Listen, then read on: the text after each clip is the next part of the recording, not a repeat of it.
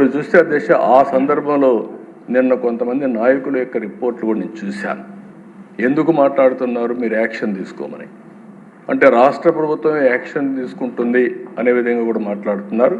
ఇది కేంద్రంలో సిబిఐ ఉంది, సుప్రీంకోర్టు ఆధ్వర్యంలో జరిగింది. రాష్ట్ర ప్రభుత్వానికి కొన్ని రికమెండేషన్లు చేశారు అధికారులపైన యాక్షన్ తీసుకోమని. అవన్నిటిపైన యాక్షన్ తీసుకోవడానికే వన్ మ్యాన్ కమిషన్ వేసి ముందుకు పోతున్నాం. నెక్స్ట్ ఇక్కడ చూసే అధ్యక్ష ఏం జరిగింది, నేను కూలంకుషంగా రాష్ట్ర ప్రజలందరికీ సిబిఐ రిపోర్ట్, మన దగ్గర ఉండే ఆధారాలు, లేకపోతే ఫారెన్సిక్ ఎవిడెన్స్ అన్నీ పెట్టుకొని ఒక బ్రాడ్గా ఇస్తున్నాం. కల్తీ కుట్ర ఏ విధంగా జరిగిందంటే 2020 జనవరి ఫిబ్రవరి టెండర్ నిబంధనలు మార్చి కమిటీ మార్చారు. 371 నెంబర్ రెజల్యూషన్తో నాణ్యతా ప్రమాణాలన్నీ తగ్గించే పరిస్థితికి వచ్చారు. ఆ తర్వాత మీరు చూస్తే 2022 మేలో బోలేబాబా సంస్థపై ఫిర్యాదు విచారణకు ఆదేశించారు.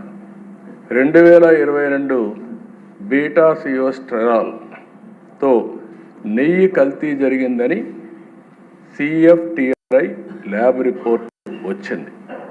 ఈ రిపోర్ట్ 2022 ఆగస్టులో వచ్చింది. అది కూడా వచ్చిన తర్వాత ఆ బ్రీఫింగ్ టీటీడీ బోర్డు చైర్మన్కి చేస్తే దాన్ని ఆయన తొక్కిపెట్టే పరిస్థితికి వచ్చారు. 2024 కల్తీని వ్యవహారం పరిణామం NDDB ఇచ్చిన తర్వాత ఇవన్నీ కూడా అందులో కూడా మీరు చూస్తే అధ్యక్ష NDDB రిపోర్ట్లో చాలా స్పష్టంగా రిపోర్ట్ చూపిస్తాను. దానిపైన AR డైరీని బ్లాక్ లిస్ట్లో పెట్టారు.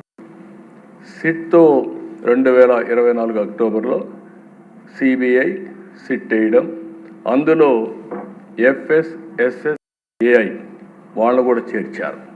మొత్తం కూడా ఇవన్నీ ఉన్నాయని 26 జనవరి మొన్నే 36 మంది పైన ఒక ఛార్జ్ షీట్ వేశారు. నెక్స్ట్ ఇది చూస్తే అధ్యక్ష మొత్తం ఏ విధంగా జరిగిందని చూస్తే ఇట్ ఈస్ వెరీ క్లియర్. నెయ్యి పాలు ఏమాత్రం లేని కంపెనీలు, అలాంటి కంపెనీలు కెమికల్ ఏ విధంగా తయారు చేస్తారు గాడ్ ఓన్లీ నోస్, అలాంటి కంపెనీలకు ఇచ్చే పరిస్థితికి వచ్చారు.